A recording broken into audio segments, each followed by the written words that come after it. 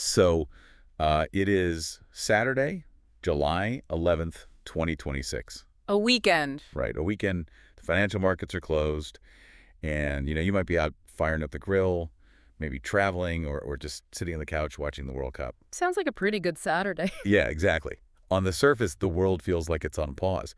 But right now, out in the desert Southwest, these massive concrete data centers are literally consuming as much electricity as small countries. Yeah, it's wild. They are quietly and permanently rewriting the global economy while we just, enjoy the weekend. It's a really striking contrast, honestly. You have this relaxed day-to-day rhythm of a summer Saturday on one hand, Right. and then layered right underneath it is this relentless humming engine of modernization. And it absolutely does not care that it's the weekend. No, it does not. And that engine is exactly what we are unpacking today. So welcome to this deep dive. Glad to be here. Our source material today is this incredible, comprehensive snapshot of this exact moment in time.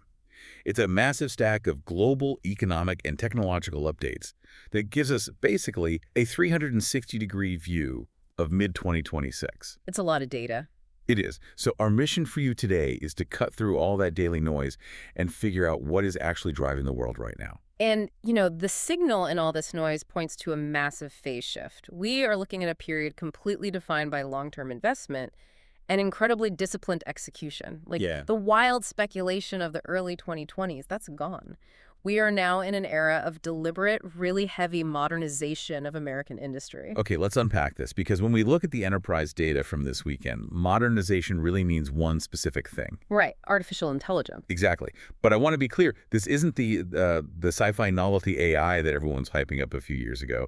It has transitioned into the actual boring bedrock of modern business. And honestly, calling enterprise technology boring means it has finally matured. That's a good point. Yeah, AI is now foundational infrastructure. The focus across corporate IT budgets has completely shifted away from, hey, look at this cool generative trick. Right, exactly. To operational maturity. It's all about cybersecurity and, above all, reliability.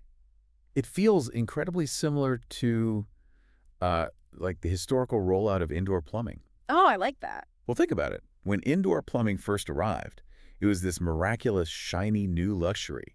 People probably invited their neighbors over just to watch the water turn on. Right, just staring at a faucet. Literally. Yeah. But eventually it just becomes the pipes. You don't Yeah. think about the plumbing unless it breaks. And AI is no longer the shiny new toy. It's just the pipes. Exactly. And because it's the pipes, the standards for how it operates change entirely. I mean, a parlor trick can fail 20% of the time and still be amusing, right? Sure, yeah. But a corporate infrastructure pipe cannot fail. Cloud providers are pouring billions into scaling this infrastructure, but they're doing it with an absolute obsession over uptime. Reliability is the single metric differentiating the leading platforms right now. So what does this all mean for the bottom line then? Are companies just buying AI for the sake of looking modern? Because we saw so much fear of missing out driving these purchases in the past. What's fascinating here is that the fear of missing out has basically been replaced by the fear of going bankrupt from inefficiency. Oh, wow. Yeah. The source material explicitly notes that organizations are now measuring AI through strict, measurable business outcomes. Productivity is really the only purchasing metric that matters today. So if it doesn't move the needle. The procurement team kills the deal. Exactly. If an AI deployment doesn't demonstrably reduce operational costs or increase output, they don't buy it. Investors are demanding profitable AI business models, not just hype or user growth. And we are seeing that efficiency radically alter software engineering itself, right? Yeah. Because AI coding assistants aren't just helping programmers type faster anymore. No, not at all. They're completely reshaping the development cycle. Yeah, the role of a software engineer is shifting. It's moving from writing raw syntax to acting almost as an editor. Or like a director of a team of AI agents. Right. You outline the architecture, the AI generates the thousands of lines of foundational code, and the human reviews, tests, and refines it. I mean, it literally collapses a 3-month development cycle into 3 weeks. That is wild. Yeah. And the physical deployment of all this code is shifting too. The data shows edge computing deployments are expanding aggressively across manufacturing and logistics, which, you hear a term like edge computing and it sounds like impenetrable corporate jargon. It totally does. But the mechanism is actually very intuitive. Okay, how so? Well, think of traditional cloud computing like the human nervous system, but flawed. Imagine touching a hot stove. and your hand has to send that sensory input all the way up your arm into your spinal cord, up to your brain to ask, hey, is this hot? Right. And by the time the brain says, yes, that's hot, pull away, you're severely burned. Because the latency is too high. Exactly. Edge computing gives the network a reflex. It puts a small, powerful processor right there at the source. Like on the factory floor. On the factory floor, inside an autonomous vehicle or, at the cell tower. It processes that critical data locally and makes the decision in milliseconds. Then it only sends the summary data back to the central cloud later. Which makes total sense. I mean, if a self-driving truck is barreling down a highway and someone steps into the road, it cannot wait for a server farm in Virginia to tell it to hit the brakes. Exactly. It needs a reflex. Right. And as everything from logistics networks to power grids becomes automated, that reflex becomes mandatory infrastructure. Well, you just mentioned power grids, which brings us to this massive physical contradiction in the brief. Oh, the energy problem. Yes. Yeah. Because we talk about all these digital reflexes in central cloud brains like they're weightless, right? Like they're just invisible things floating in the ether. Yeah. But the cloud is incredibly heavy. It is made of concrete, steel, and a terrifying amount of electricity. It is. The transition from the digital realm to the physical realm is where this entire modernization boom hits a wall. Okay. AI infrastructure is driving the largest data center and manufacturing expansion we've seen in decades, and every single one of those facilities requires massive, uninterrupted electricity. I look at this and I see a bubble ready to burst. Wait, so we are building all these incredibly advanced digital brains, but they are entirely dependent on physical power grids that are currently struggling against basic summer weather. Pretty much. I mean, look at the grid data this weekend. We have extreme persistent heat baking the desert Southwest. We have afternoon thunderstorms completely ripping through the Southeast U.S. power grid. Even Europe is dealing with a heat wave severely affecting their infrastructure and agriculture. Right. How on earth does the math work when you drop a gigawatt AI data center into a regional grid that is already struggling to run residential air conditioning? Well, it doesn't work. Great. Not on the current grid architecture, at least. But if we connect this to the bigger picture, that vulnerability you're pointing out is forcing the energy sector into a total panic-driven overhaul. So the digital economy is fundamentally breaking and rewriting long-term utility planning. Exactly. Grid modernization is active nationwide right now. But are utilities just throwing more solar panels at the problem? Because, I mean, a solar farm doesn't help a data center in the middle of a thunderstorm. No, it doesn't. A data center running complex AI training models cannot power down just because the sun sets or the wind stops blowing. They require what is called baseload power. That's a massive, stable, uninterrupted floor of electricity that runs 20/47. And that physical requirement is why you are seeing a massive resurgence in nuclear energy investment and natural gas capacity. Wow. So despite all the talk of a purely green transition, the raw physics of AI are forcing us to double down on nuclear and gas just to keep the machines awake. They are pairing it with renewables, definitely, but they are doing so alongside enormous investments in battery storage. Because of the intermittency. Right. If you want to run a facility on solar, you need a battery array large enough to power a small city through a 3-day storm.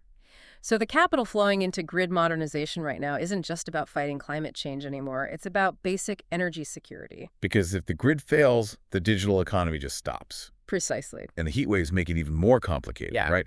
Because these data centers aren't just consuming power to run the processors. They are consuming massive amounts of power and water just to keep the servers from melting themselves. Yeah, thermodynamics is really the hidden enemy of AI. When processors crunch data, they generate intense heat. When you have extreme summer heat persisting in places like the Southwest or Southern Europe, the cooling systems have to work twice as hard. Pulling more power. Drawing even more power from that already strained grid. It becomes a really dangerous feedback loop. Man, so we are brute forcing our way through this physical power problem to keep the machines running. Yeah. Let's pivot and look at the people operating them. How does all this modernization actually impact human lives day to day? Because the data on work and medicine right now is really fascinating. It is. The workplace is undergoing a structural redesign. Yeah. Because AI is standardizing so much of routine knowledge work, the baseline for what makes an employee valuable is completely shifting. Right. Continuous learning isn't just a corporate buzzword anymore. It's a survival mechanism. Well, the shift toward skills-based hiring is really jumping out in the employment data from the source. It seems like the traditional corporate obsession with college degrees is fracturing a bit. Companies are looking at what a person can actually execute using these new tools rather than just where they sat in a classroom for 4 years. It's very similar to the invention of the scientific calculator. Oh, how so? Well, when calculators became widely available, it didn't render mathematicians obsolete, right? Yes. It just meant schools stopped testing students on their ability to do long division by hand. Instead, they started testing them on their ability to choose the correct, complex equation to solve a bigger problem. You don't get paid for the calculation. You get paid for the strategy. Right. Employers are investing heavily in evaluating how humans leverage automation. Despite all the automation, employers are investing in both people and technology. That makes sense. Yeah, the human workforce is modernizing alongside it. And the brief notes that hybrid work patterns remain incredibly stable, which tells us that the flexible work model has permanently cemented itself into the economy. Here's where it gets really interesting, though. The push and pull between human capability and technology is even more glaring when you look at the healthcare sector. Oh, absolutely. We have this futuristic sci-fi level of medical advancement happening right now. AI-assisted diagnostics are scaling. We are seeing major leaps in AI-driven drug discovery, precision medicine, genomics. And the mechanics of that drug discovery are mind-bending. Right. Historically, discovering a new drug meant scientists spent years physically testing molecular combinations through trial and error just to see how proteins would fold and interact. Just guessing and checking in a lab. Exactly. Now, predictive AI models can accurately simulate those 3D protein structures in seconds. It moves the bottleneck of medicine from the discovery phase straight into the clinical trial phase. Which sounds like a medical utopia. But, and this is the contrast, right alongside all that incredible genomic data, there's a very grounded physical reality dragging it down. The workforce shortages. Yes, severe healthcare workforce shortages. I look at this and I see AI as kind of the ultimate medical intern. That's a good way to put it. It can analyze 1 million genomic data points in a second. It can design a new protein structure to attack a cancer cell. But it cannot physically turn a patient in a hospital bed. No, it can't. It can't hold a scared patient's hand. It's that physical friction again. Just as digital data centers are bottlenecked by physical power grids, digital medicine is bottlenecked by physical human caregivers. Wow. Yeah. Technology scales infinitely and instantly. Human empathy, bedside manner, physical presence, those do not scale at all. So we have AI designing the future of medicine, but we literally don't have enough human nurses and doctors in the actual hospitals to administer the care. Right. And that limitation, the fact that technology complements humans but cannot replace physical presence, that extends far beyond medicine. Oh, for sure. It is really the defining feature of human culture right now. Let's talk about that culture. Yeah. Because, again, it's Saturday. People are out living their lives. If you look at the mobility data in the brief, weekend travel is heavily congested. People are moving. Summer movie attendance is strong. People are packing into live entertainment venues and music festivals. Even with all our immersive screens and digital tools, the physical desire to gather together in a crowd hasn't weakened at all. People crave the friction of reality. Yeah. Now, AI is absolutely present at those festivals. I mean, music production is heavily incorporating AI tools for mixing, mastering, generating stems. But the role of the technology is very specific. Exactly. The source notes, it is acting as a complement to human creativity, not a replacement. The AI is just the new instrument being played. That's it. Independent creators are using these tools to expand their reach, but the human desire for storytelling, for an authentic voice, that remains the primary driver. The technology just lowers the barrier to entry to tell that story. And that democratization of tools is a beautiful thing for, an independent musician or creator, but it is terrifying for a government. Oh, absolutely. When high-level AI is available to anyone with an internet connection, the geopolitical landscape completely fractures. So let's move from the personal human experience to the global stage, because the friction here is intense. It really is. AI leadership is no longer treated as just a corporate milestone. It is a critical national security priority. Right. Governments are walking an incredibly dangerous tightrope right now. They desperately need the rapid economic growth and efficiency that AI provides, but they are terrified of the security vulnerabilities it opens up. And the scientific leaps we are seeing right now just compound that fear. We're actively preparing for NASA's Artemis missions and sustained Mars exploration. Yeah. But down here on Earth, there are massive breakthroughs happening in fusion energy and quantum computing. I have to ask, how does quantum computing actually destabilize global security? Yeah. Because it sounds abstract. It fundamentally changes the math of cryptography. Okay. So classical computing, even the most advanced AI we have today, processes information sequentially. It's like reading a book page by page, just really, really fast. Okay. Quantum computing, using qubits, can exist in multiple states at once. So it explores every page of the book simultaneously. Wait, really? Every page at once? Every page at once. So for national security, a mature, stable quantum computer could theoretically shatter traditional encryption in minutes. So it isn't just a faster processor. It is a completely different paradigm of power that essentially renders all current digital locks obsolete. Which is exactly why governments are treating advanced AI and quantum research the way they treated the nuclear arms race. Wow. It is a winner-take-all scenario. Yeah. And you see a similar convergence in fusion energy, where AI models are now being used to make, microsecond adjustments to magnetic fields just to contain the superheated plasma. That's incredible. The technology is feeding on itself to accelerate. It's honestly jarring to look at the global radar this weekend. How do we reconcile a society planning for Mars exploration and quantum computing with a world that is still dealing with ground-level realities? It's the ultimate paradox of human progress. Because on the exact same day, we are dealing with ancient ground-level conflicts. Ukraine and Russia continue heavy military operations. NATO is actively monitoring European security borders. The Middle East remains this volatile choke point for the global energy markets that, frankly, power all this technology. Yeah. Our highest, most sophisticated aspirations are operating on the exact same timeline as our oldest, most primitive flaws. The future isn't replacing the messy present. It's just being layered directly on top of it. The friction between the old world and the new world is so visible when you look at the major global events from just the past few months. Yeah. The blog posts highlighted in the brief show a massive juxtaposition. In May of 2026, you had complex geopolitical maneuvering with the U.S. and Iran reaching tentative peace agreements over the Strait of Hormuz. Trying to secure international shipping lanes, yeah. Right, traditional statecraft. Then, just weeks later in June, federal authorities uncover a 2,000-foot drug tunnel connecting Mexico to the U.S. A highly physical underground reality of border security completely detached from the digital economy. Completely detached. And then, right around the same time in June, Florida becomes the first state to officially sue OpenAI over ChatGPT safety failures. Now, this raises an important question because that lawsuit in Florida is the perfect illustration of society's current growing pains. How so? Well, the brief mentions that AI governance frameworks continue maturing. Right. The legal system moves at the speed of paper, while the technology moves at the speed of light. How do you govern a system that evolves faster than the legislative process can even draft a bill? You can't. So you just take them to court. Exactly. Suing the leading AI company is what the maturation of AI governance looks like in real time. Huh? It isn't just about one specific safety failure. It is society legally stress testing these new tools.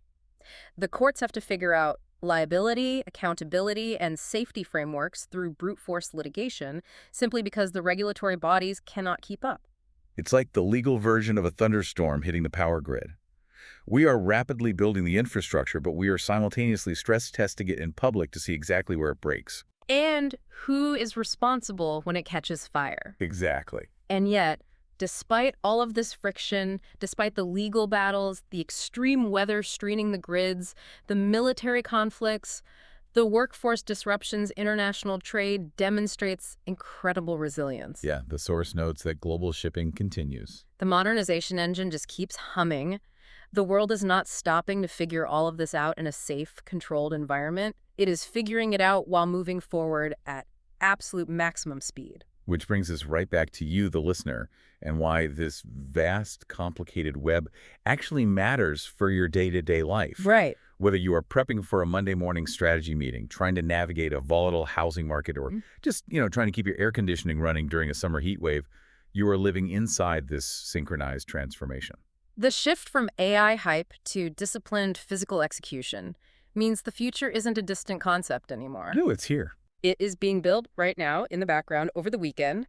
It's in the utility companies remapping your local power grid, the software restructuring your company's logistics, the medical models analyzing your health data, and the specific skills you need to cultivate to stay relevant in your career. And speaking of careers and staying relevant, I want to leave you with a final, slightly provocative thought to ponder as we wrap up this deep dive. Okay, let's hear it. We discussed how the source mentions continuous learning is the new baseline, right?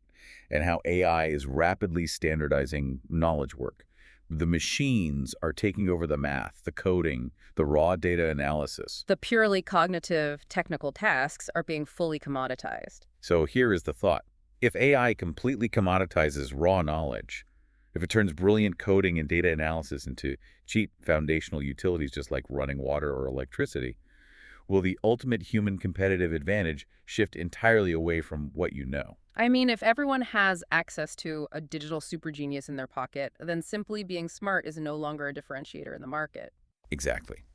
The premium will have to shift toward the highly human traits that AI inherently lacks. Right. The future might belong entirely to those with deep empathetic leadership, complex moral judgment, the ability to build trust in a room, or, honestly, just sheer human charisma. That's a fascinating way to look at it. If the machines have a monopoly on logic, then being deeply, irrepressibly human becomes the most valuable asset you can possibly possess. Yeah. Something to chew on while you enjoy the rest of your weekend. Absolutely. Well, thank you for taking this deep dive with us today. Keep questioning the systems around you. Keep looking for the true signal in all the noise. And remember that even on a quiet Saturday afternoon, the future is always under construction. Catch you next time.